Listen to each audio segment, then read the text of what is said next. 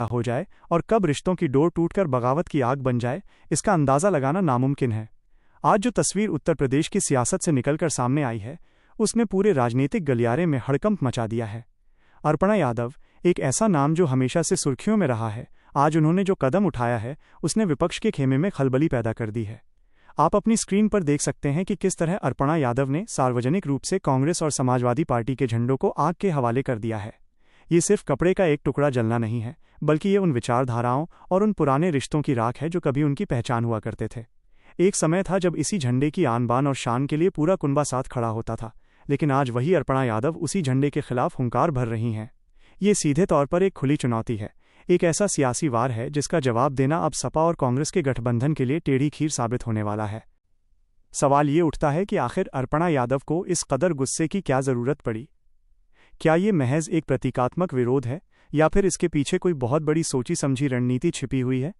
जैसे जैसे चुनाव नज़दीक आ रहे हैं, वैसे वैसे बयानों के तीर तीखे होते जा रहे हैं, लेकिन झंडा फूंकने की ये घटना संकेत दे रही है कि अब लड़ाई आर पार की हो चुकी है।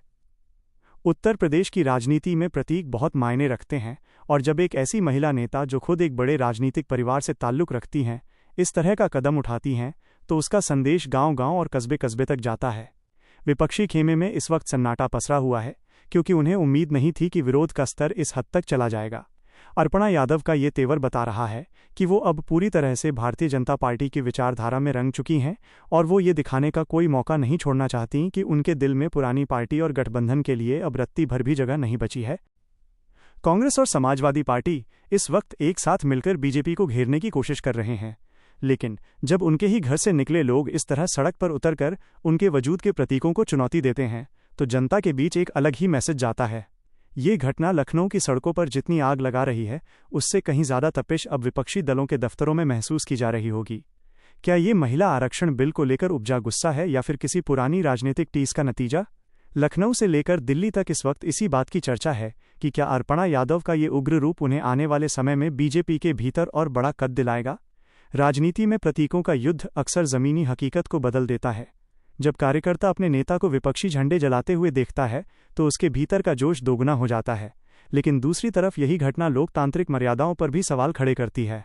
पर राजनीति में मर्यादा से ज़्यादा अब आक्रामकता की अहमियत बढ़ गई है। अंजना ओम कश्यप के इस मंच से हम सीधा सवाल पूछते हैं, क्या अखिलेश यादव और राहुल गांधी के पास इस विरोध का कोई काट है? क्या वो इसे महज एक पब्लिसिटी स्टंट कहकर खारिज कर देंगे, या फिर उन्हें समझ आ रहा है कि उनके पैरों तले की ज़मीन खिसक रही है? अर्पणा यादव ने जिस आत्मविश्वास के साथ इन झंडों को अग्नि के सुपुर्द किया, वो साफ दर्शाता है कि उन्हें अब पीछे हटने का कोई डर नहीं है। वो अब उस कश्ती पर सवार हैं जो पूरी तरह से भगवा रंग में रंगी है। उत्तर प्रदेश की जनता इस वक्त इन तस्वीरों को देख रही है और अपना मन बना रही है। एक तरफ गठबंधन की ताकत दिखाने का दावा है, तो दूसरी तरफ घर के भीतर से ही उठती ये बगावत की चिंगारियां। आने वाले दिनों में ये चिंगारी कितनी बड़ी आग बनेगी ये तो वक्त बताएगा, लेकिन आज अर्पणा यादव ने अपनी राजनीतिक लाइन बिल्कुल साफ कर दी है। उन्होंने बता दिया है कि उनके लिए अब पुरानी यादें और पुराने रिश्ते कोई मायने नहीं रखते। उनके लिए अब राष्ट्रवाद और अपनी वर्तमान पार्टी की विचारधारा ही सर्वोपरि है।